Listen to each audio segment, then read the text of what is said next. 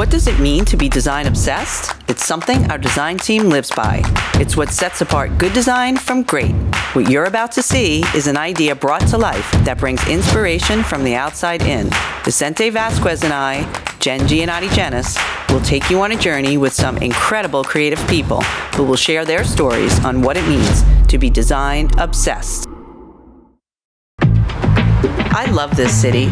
In one moment, you can be moving underground with hundreds of other people, and the next, you're walking in the middle of Central Park with a talented musician playing the sax. Talk about brand experience.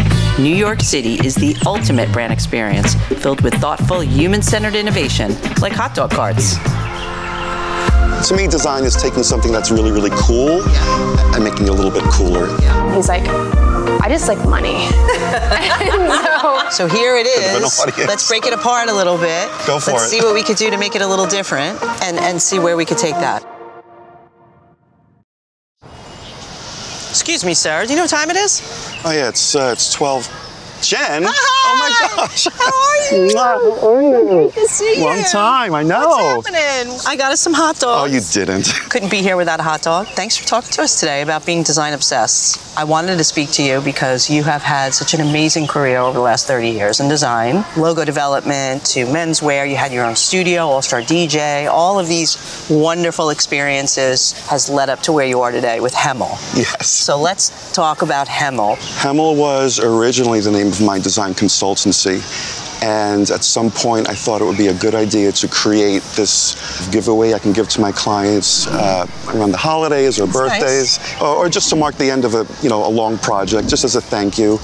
And at the same time, I wanted it to be a sort of immersive conversation piece in my portfolio. Wow. That would show the full purview from trend analysis to ideation to prototyping and logo and packaging and the whole thing, advertising and marketing. And the more I shared my concept with my friends and colleagues, the more they encouraged me to bring it to market. Yeah. So that's what I did.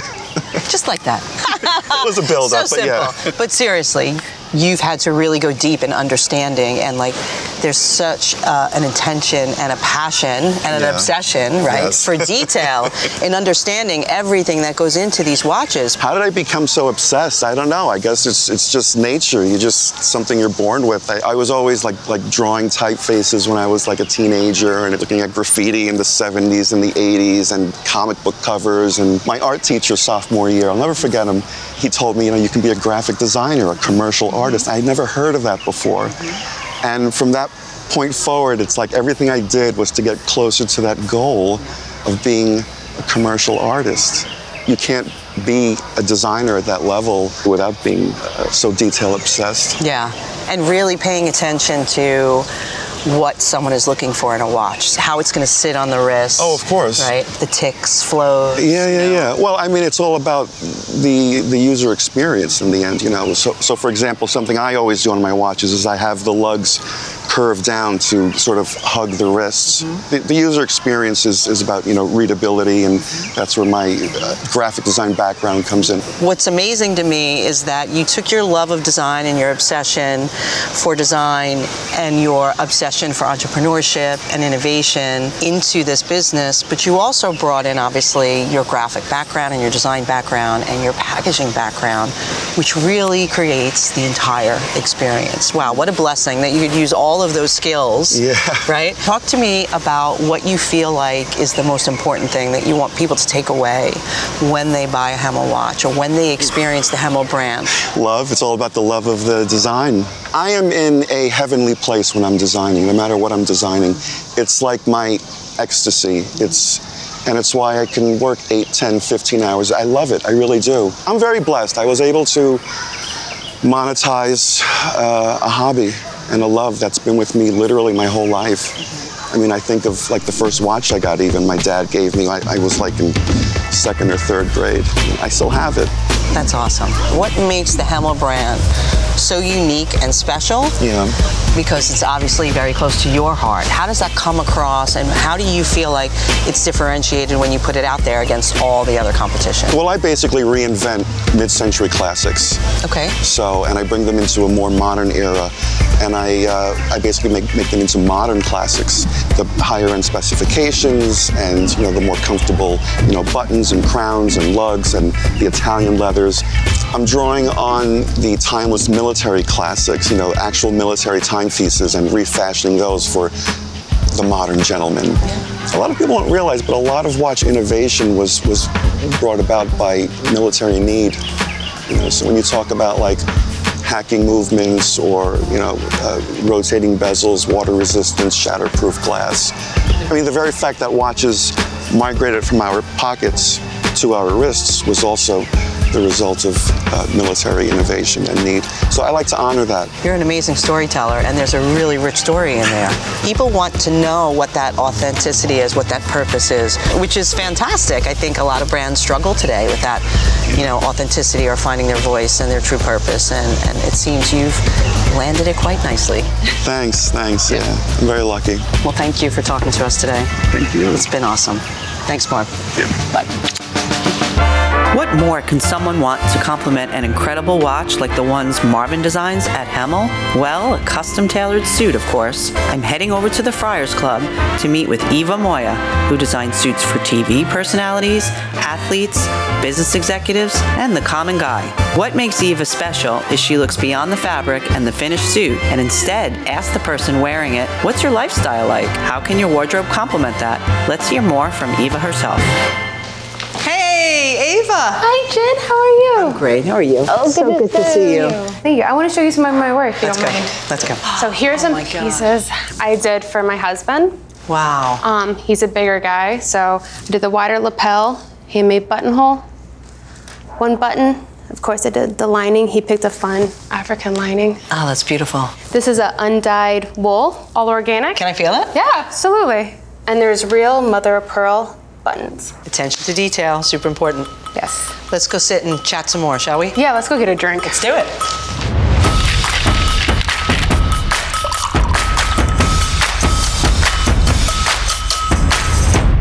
Eva, thank you so much for having me here in this amazing space. So cool. The Friars Club, historic. Let's talk a little bit more about you and what you do. You design luxury menswear.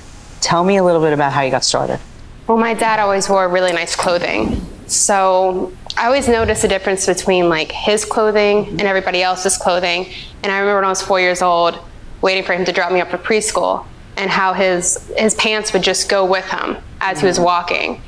And so I really fell in love with fashion through the fabric and the movement of fabric. You designed some really interesting pieces, and one of the things that I love about you and your attention to detail is you are so design obsessed about everything that you do is really specific to your clients. You really get to know who they are, what they're all about. Tell me a little bit more about that. Well, that's one of my favorite parts of my industry to begin with, is you get to know your client. Some of my clients, they just sit at a desk all day and they have to look pretty. So my other clients, they're in construction. They have to, walk the properties. If a guy, goes out all night, parties all night, you need to have a strong fabric. And I also like to know what their hobbies are for the inside of the jackets. So everything that you create is super customized, not only for the fit, right, but also where they have that really interesting connection to your pieces, which is ultimately your brand. Yeah, it tells a story of who they are. I delivered a jacket yesterday. The guy wanted money all over it, so I put money all over the inside of his suit.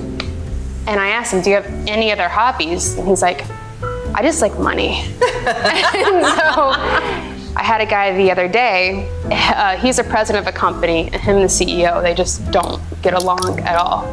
He says every single day he drives his Porsche into the city, tops down, he's loving life, and then all of a sudden he gets a phone call from the CEO or a text just to and it's like, you know what? So he puts a certain Metallica song on and just blasts it. So he wanted it on the inside of his jacket. So when he walks in, he looks professional, but he's empowered. Yeah.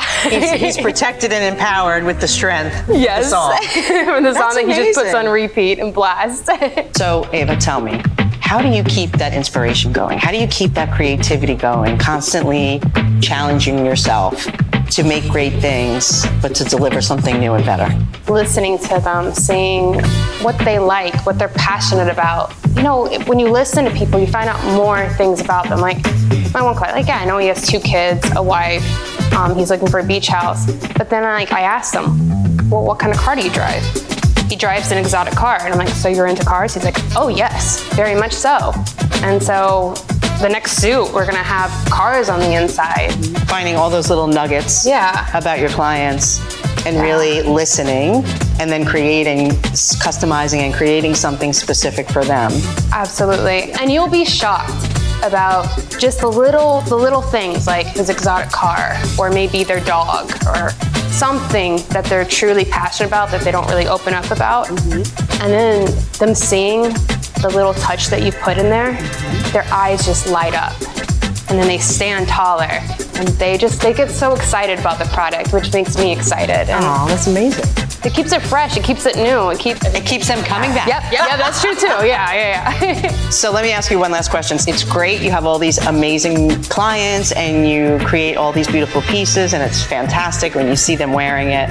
There's those great days, but there's also those days where it's like, you know, I have to push through this and think differently or like push myself to do something differently. Right. What would you share to say, this is how I push myself, this is how I innovate, how I think differently? The look on someone's face when they have something that looks good on them, feels good on them, the look is undescribable.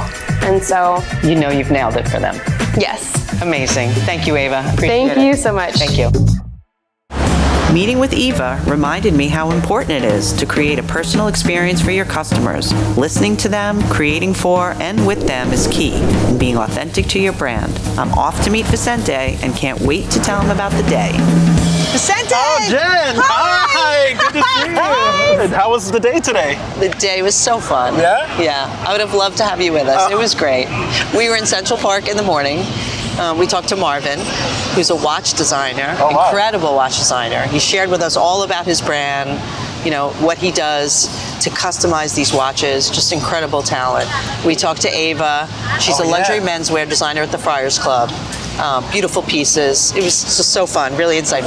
Wow. And those are very different people. What's one thing we can take away from the day? The one thing I think that I learned, or that I think we took away, was really pay attention to your customer. Really pay attention to your clients. You know, pay attention to that detail, what they're asking for, what their needs are, and then create for them. And don't be afraid to kind of sway a little and push things, you know, and explore. That's a good takeaway. That would be the one or two things. It was a great takeaway. So what are we seeing tomorrow? What's up next? Guess you'll just have to find out. All right. Would you like to grab dinner? Let's go. Okay. Let's do it. Just let it rip. Let it rip. Get really up and get really drunk and then just go for it. How was today? How was today? Martin. What's his name? Sorry. I'm sorry.